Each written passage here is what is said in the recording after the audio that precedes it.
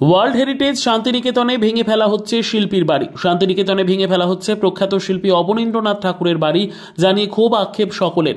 কবিগুরু রবীন্দ্রনাথ ঠাকুরের ভাইপো অবনীন্দ্রনাথ বিশ্বভারতীর দ্বিতীয় আচার্য ছিলেন। তার ছেলে অলোকেন্দ্রনাথ ঠাকুর শান্তিনিকেতনে একটি বাড়ি করেছিলেন। সেই বাড়িতে বেশ কিছুদিন ছিলেন অবনীন্দ্রনাথ ঠাকুর। তার নামানুসারেই শান্তিনিকেতনের ওই জায়গার নাম হয় অবনপল্লী। সেই ঐতিহ্যবাহী স্মৃতি বিজড়িত আবাস নামক বাড়িটি ভেঙে ফেলা হচ্ছে। জানা গিয়েছে সেখানে নাকি বহুতল নির্মাণ হবে। প্রশ্ন উঠেছে, এভাবেই কি কবির স্বাদের শান্তিনিকেতনের ঠিকাদার জমি হাঙরদের দখলে চলে যাবে?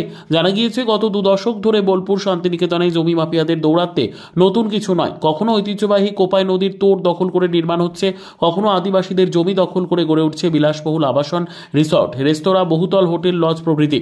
এই অভিযোগ ভুঁড়ি ভুঁড়ি, আর এই অভিযোগ পেয়েও নির্বিকার প্রশাসন, তারও অভিযোগ বিস্তর। তবে এবার প্রখ্যাত চিত্রশিল্পী তথা লেখক অবনীন্দ্রনাথ ঠাকুরের বাড়ি ভেঙে ফেলা হচ্ছে শান্তিনিকেতনে। শান্তিনিকেতনে পূর্বপল্লীর শেষ অবনপল্লীতে। উল্লেখ্য, কবিগুরু রবীন্দ্রনাথ ঠাকুরের ভাইপো অবনীন্দ্রনাথ ঠাকুর প্রতিষ্ঠাতা হিসেবে বিশ্বভারতীর প্রথম আচার্য ছিলেন অবনীন্দ্রনাথ ঠাকুর। 1941 সালে কবির মহাপ্রয়াণের পর 1942 সালে বিশ্বভারতীর দ্বিতীয় আচার্য হয়েছিলেন অবনীন্দ্রনাথ ঠাকুর। তখনও বিশ্বভারতী কেন্দ্রীয় বিশ্ববিদ্যালয় হয়নি, তবে শান্তিনিকেতনের মানুষজনের কাছে তিনি অবন ঠাকুর নামেই পরিচিত বেশি। মহর্ষি দেবেন্দ্রনাথ ঠাকুরের মেজ ভাই গিরীন্দ্রনাথ ঠাকুর, তার ছেলে গুণেন্দ্রনাথ ঠাকুর ও স্ত্রী সৌদামিনী ঠাকুরের ছোট ছেলে অবনীন্দ্রনাথ ঠাকুর। শান্তিনিকেতনের সঙ্গে তার যোগ ও রবীন্দ্রনাথ ঠাকুরের সান্নিধ্যে কথোপকথন, শিল্পচর্চা প্রভৃতি নিয়ে বহু লেখনীয় ইতিহাস রয়েছে। আপনারা সবাই জানেন যে রবি ঠাকুর আমাদের প্রাণে, আমাদের মনে, আমাদের সবখানে। আর আমরা বোলপুর শান্তিনিকেতনবাসী চাই যে রবি ঠাকুরের ঐতিহ্য বোলপুর শান্তিনিকেতনময় জুড়েই থাকুক। ঠিক 2-3 দিন আগে আপনারা শুনেছেন যে এমনই একটি ঘটনা হয়েছে যেখানে অবনীন্দ্রনাথ ঠাকুরের বাড়িতে ভেঙে ফেলা হচ্ছে। আর সাথে সাথে আমরা মনে করেছি যে এই বাড়িটার সঙ্গে তো বহু স্মৃতি, বহু ঐতিহ্য জড়িয়ে আছে। এটা নিয়ে কিছু কথা বলবো বলেই আজকে প্রেসমিটটা করা। কি পদক্ষেপ নিয়েছে পৌরসভা বা কি করতে চলেছে? আমরা যখন শুনলাম যে এরকম বাড়িটা ভেঙে ফেলা হচ্ছে, স্বাভাবিক কারণে আমাদের খুব কষ্ট হয়েছিল। না, আমি এর আগেও বলেছি, এখনও বলছি যে আমরা সব সময়ের জন্য চাইবো এবং আগামী প্রজন্ম যারা আসছে তারাও যাতে জানতে পারে বা বুঝতে পারে যে রবি ঠাকুরের ঐতিহ্য সবসময়ই এখানে বিরাজমান থাকবে, সেটা আমরা করে যেতে চাই। এই কারণেই ওই কাজটিকে আমরা আপাতত বন্ধ করে দিয়েছি। ওরা কাজটা কি বন্ধ করেছেন?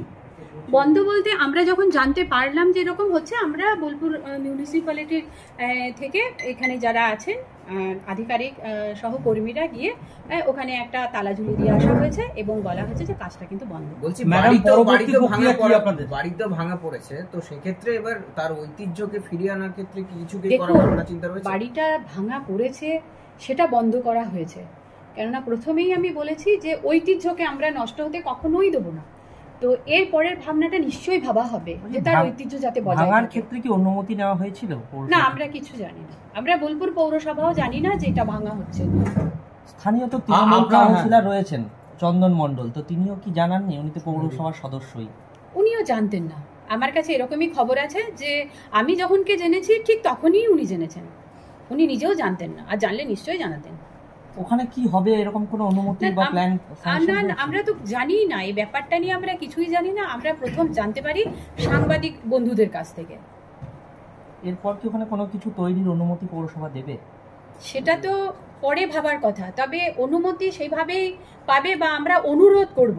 অনুমতি দিতে গিয়ে যদি সেটা আইনিভাবে দিতে হয় তো অনুরোধ রাখবো যে রবি ঠাকুর, তার উত্তরসূরি যারা আছে তাদের ঐতিহ্য যেন কোনো কারণেই বিলুপ্ত হয়ে না যায়। আমাদের পৌরসভা তদন্ত প্রক্রিয়ায় কি উঠে এলো? কারা সেখানে জমিটা নিয়েছে? এটা আমরা এখনো পর্যন্ত জানতে পারিনি, তবে অবশ্যই জানার চেষ্টা করব।